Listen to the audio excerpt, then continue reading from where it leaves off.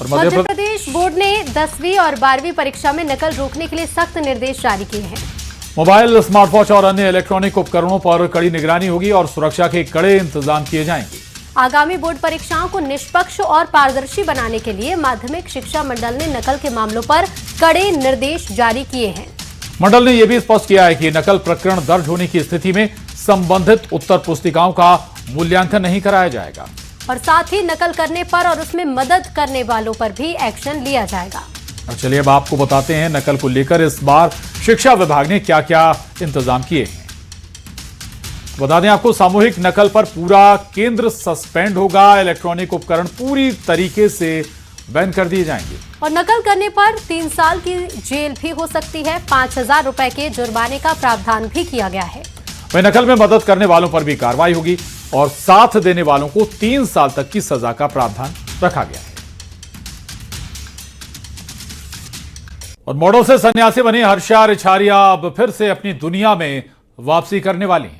हर्षा ने मकर संक्रांति के मौके पर जबलपुर में नर्मदा नदी में स्नान किया। इस दौरान हर्षा रिछारिया ने कहा कि मैं अब ग्लैमर की दुनिया में वापसी करूंगी, क्योंकि पिछला 1 साल मेरे लिए उतना उतार चढ़ाव भरा रहा है।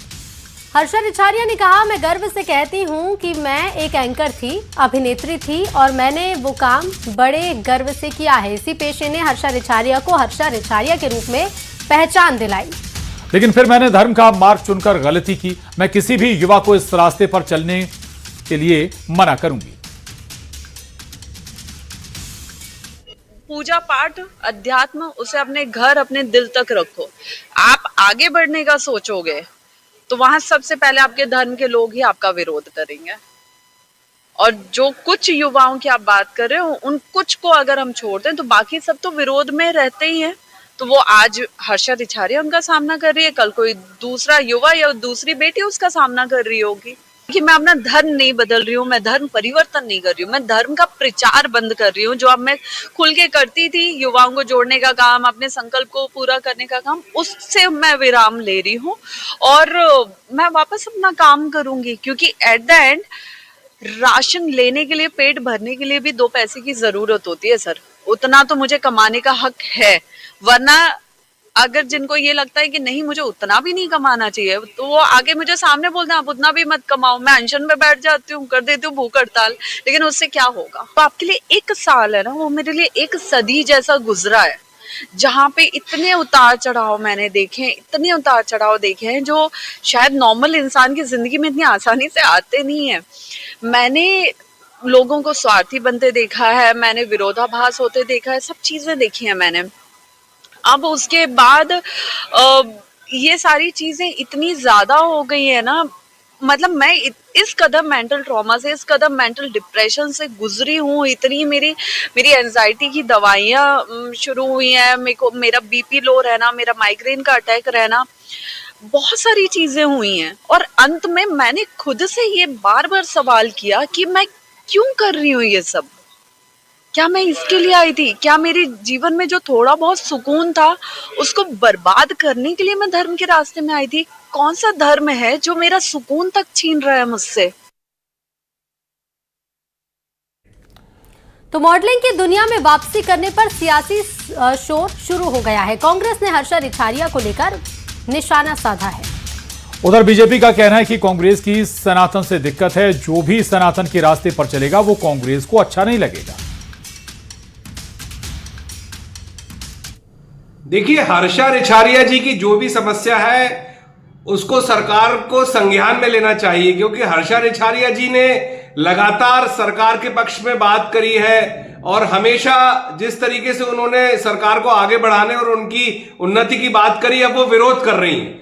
और वो ऐसा विरोध क्यों कर रही हैं, किस कारण से कर रही हैं, उनकी बातों को सुनना चाहिए कि वो कहां तक गंभीर है।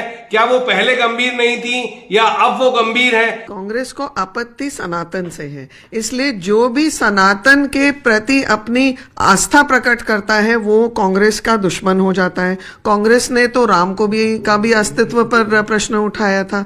इसीलिए जो ये सनातन की लहर है इस देश में, सनातन क्या है? सर्वे भवन्तु सुखिना सर्वे संतु निरामया, मतलब सबका भला हो, सब स्वस्थ हो, सब प्रगति करें, सब विकास पथ पर चले। इसलिए कांग्रेस को ये आपत्ति सबसे है जो इस विकास पथ पर इस देश को अग्रसर कर रहे हैं। तो चलिए अब बात करते हैं कांग्रेस विधायक फूल सिंह बरैया के उस बयान की जिस पर मध्य प्रदेश में सियासी माहौल गर्मा गया है।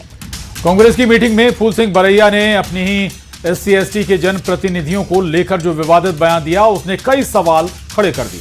क्या कांग्रेस के माननीय ही अपने ही नेताओं का इस तरह से अपमान करेंगे?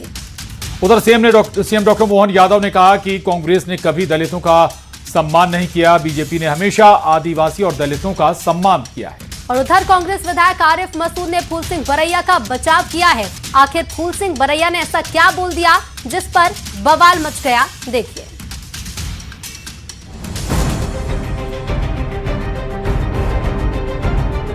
अक्सर अपने बयानों को लेकर चर्चा में रहने वाले कांग्रेस विधायक फूल सिंह बरैया का एक और विवादित बयान सामने आया है। इसके बाद एमपी में सियासत गर्म आ गई है।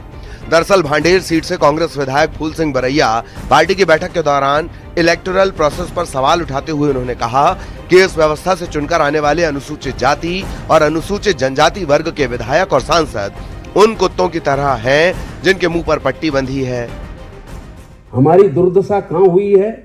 हम प्रवेश कर गए परिस्थितियों के कारण जॉइंट इलेक्टोरेट में। तो अब हम कहते हैं हमारे विधायक, हमारे पार्लियामेंट मेंबर बोलते क्यों नहीं है? क्योंकि वो जॉइंट इलेक्टोरेट से आए हैं, वो बोल नहीं सकते हैं। बाबा साहेब अम्बेडकर ने कहा था, बाबा साहेब अम्बेडकर ने इसके ऊपर कहा था कि जॉइंट इलेक्टोरेट में प्रवेश करने के बाद हमारे प्रतिनिधि कैसे हो जाएंगे? जैसे कुत्ते के मुंह पर बंधी पट्टी। ठीक है, तो इसका कारण क्या है कि कुत्ते को भौंकने की छोड़िए, काटने की छोड़िए, कुत्ते को कुत्ता भौंक भी नहीं पाएगा। फूल सिंह बरैया के बयान पर सीएम डॉक्टर मोहन यादव ने निशाना साधा है।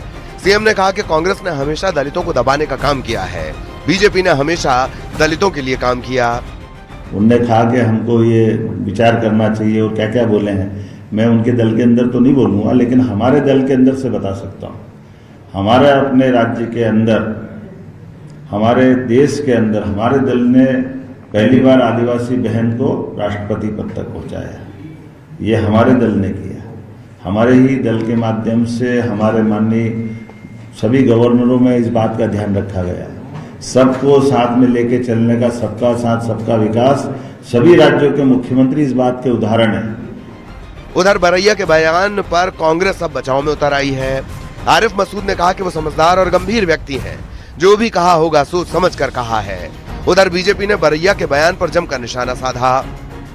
फूल सिंह बरैया जी का एक बयान सर आपने सुना होगा, सांसद विधायकों के परिप्रेक्ष्य में उन्होंने जो कहा है, कैसे उस बयान को देखते हैं? मेरे सच्चाई है कि उनका बयान नहीं सुन पाया, लेकिन मुझे उम्मीद है कि वो बहुत गंभीर व्यक्ति हैं, कुछ बोला होगा तो ठीक ही बोला होगा। देखिए, कांग्रेस पार्टी ने अनुसूचित जाति, जनजाति और पिछड़े वर्ग को केवल और केवल राजनीतिक रूप से उपयोग किया और उन्हें कभी अधिकार नहीं मिलने दिया। चाहे फूल सिंह बरैया हो या अन्य नेता हो, कभी भी उन्हें पार्टी द्वारा मौका नहीं दिया गया। ऐसे में उनका दर्द और तकलीफ सामने आ रही है।